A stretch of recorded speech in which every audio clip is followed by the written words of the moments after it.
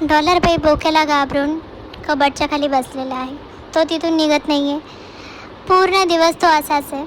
त्याला इतकी भीती बसली आहे की तो बाहेरच येत नाही आहे. सो त्याला तिथेच सेफ सिक्युअर वाटावं म्हणून आम्ही तिथे राहू दिलं आणि आम्ही आमच्या कामाला लागलो.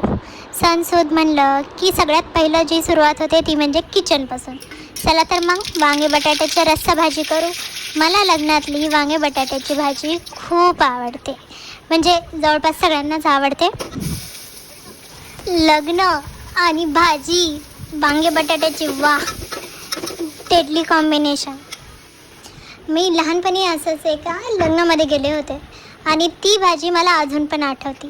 ते जे पारंपरिक लग्नातलं जेवण होतं, वांगे बटाट्याची भाजी, पालकाची भाजी, पुरी आणि मसाला भात आणि तो बुंदीचा लाडू, ते सगळ्यात खास होतं जेवण, जे की आत्ताच्या लग्नामध्ये तुम्हाला चायनीज आणि पावभाजी आणि याच्यामध्ये ते दिसतही नाही.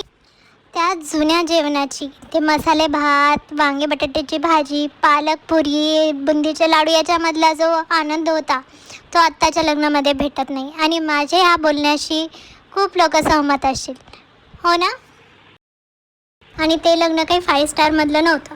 साधा आपला घरी मांडव टाकलेला होता, पत्रवळ्या होत्या आणि जेवण बनवलेलं होतं. आणि आचारी, मला कधी कधी वाटतं कुठून तो मी आचारी शोधून आणू, इतकं ते मस्त होतं. चला, आपल्या गप्पांमध्ये बोलता बोलता भाजी पण तयार झाली आहे. आपण काय केलेलं आहे, आधी बटाटे शिजवून घेतलेले आहेत.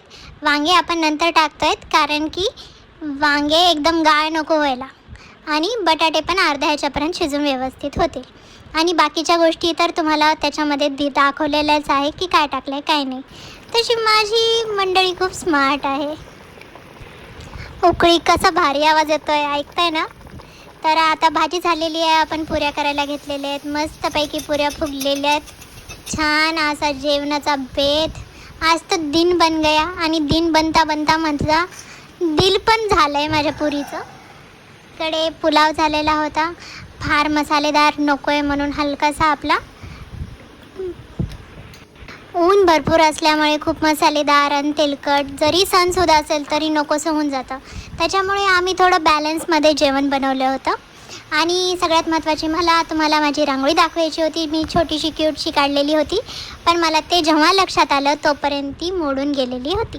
म्हणलं आता काय करणार, जो है सो है असं म्हणत स्वयंपाकाची तयारी झालेली होती. त्याच्यामुळं वाढायला घेतलं, पण वाढण्याआधी पूजा केली पाहिजे. सो आम्ही वंदना घेतली आणि मन अगदी प्रसन्न झालं. आज ज्यांच्यामुळे इथे आहोत त्यांना वंदन करून छान प्रकारे आजचा दिवस गेला.